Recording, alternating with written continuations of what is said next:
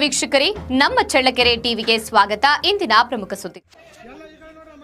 ಭಾರತದ ಮಾಜಿ ಪ್ರಧಾನಮಂತ್ರಿ, ಶ್ರೇಷ್ಠ ವಾಗ್ಮಿ, ಕವಿ, ಬಿಜೆಪಿ ನೇತಾರ, ಅಜಾತಶತ್ರು ಅಟಲ್ ಬಿಹಾರಿ ವಾಜಪೇಯಿ ರವರ ಜನ್ಮದಿನಾಚರಣೆ ಅಂಗವಾಗಿ ಚಳ್ಳಕೆರೆ ನಗರದ ಸಾರ್ವಜನಿಕ ಆಸ್ಪತ್ರೆಯಲ್ಲಿ ಚಳ್ಳಕೆರೆ ಬಿಜೆಪಿ ಮಂಡಲದ ವತಿಯಿಂದ ರೋಗಿಗಳಿಗೆ ಬ್ರೆಡ್ ಹಣ್ಣು ವಿತರಿಸಿ ಶುಭಾಶಯ ಕೋರಿದ್ದಾರೆ. ಇನ್ನು ಬಿಜೆಪಿ ಮಂಡಲ ಅಧ್ಯಕ್ಷ ಸುರೇಶ್ ಮಾತನಾಡಿ, ವಾಜಪೇಯಿ ಹುಟ್ಟುಹಬ್ಬವನ್ನು ಸರ್ಕಾರ ಉತ್ತಮ ಆಡಳಿತ ದಿನ ಎಂದು ಆಚರಿಸುತ್ತಾ ಬಂದಿದೆ.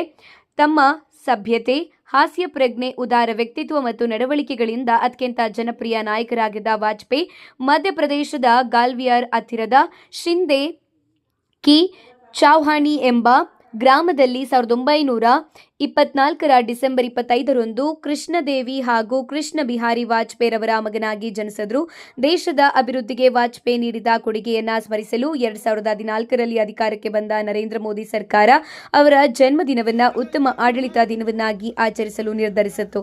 ಅಂದಿನಿಂದ ಪ್ರತಿ ವರ್ಷ ಡಿಸೆಂಬರ್ 25ನ್ನು ಉತ್ತಮ ಆಡಳಿತ ದಿನವನ್ನಾಗಿ ಆಚರಿಸಲಾಗುತ್ತಿದೆ ಎಂದರು. ಇದೇ ಸಂದರ್ಭದಲ್ಲಿ ಬಿಜೆಪಿ ಮಂಡಲದ ಅಧ್ಯಕ್ಷ ಸುರೇಶ್, ಕಾರ್ಯದರ್ಶಿ ಸುರೇಶ್, ದಿನೇಶ್ ರೆಡ್ಡಿ, ಚಿದಾನಂದ, ವೀರಭದ್ರಪ್ಪ, ರಾಮಾಂಜನೇಯ, ನಾಗರಾಜ್ ಶೆಟ್ಟಿ, ಕಾಂತರಾಜ್, ದಿನೇಶ್ ರೆಡ್ಡಿ, ರಾಮರಾಜ್, ಕೃಷ್ಣಪ್ಪ, ರುದ್ರಮುನಿ, ಬಾಬು, ಚನ್ನಾಗನಹಳ್ಳಿ, ದುರ್ಗಾವರ ರಂಗಸ್ವಾಮಿ, ಸಹನಾ, ಅಂಬಿಕಾ, ಜಗದಾಂಬ, ಶಾಂತಮ್ಮ, ಭಾಗ್ಯಮ್ಮ, ತಿಮ್ಮಕ್ಕ, ಶಿವ, ಅನ್ನಪೂರ್ಣ, ಲಕ್ಷ್ಮಿ ಇನ್ನಿತರರು ಪಾಲ್ಗೊಂಡಿದ್ದರು.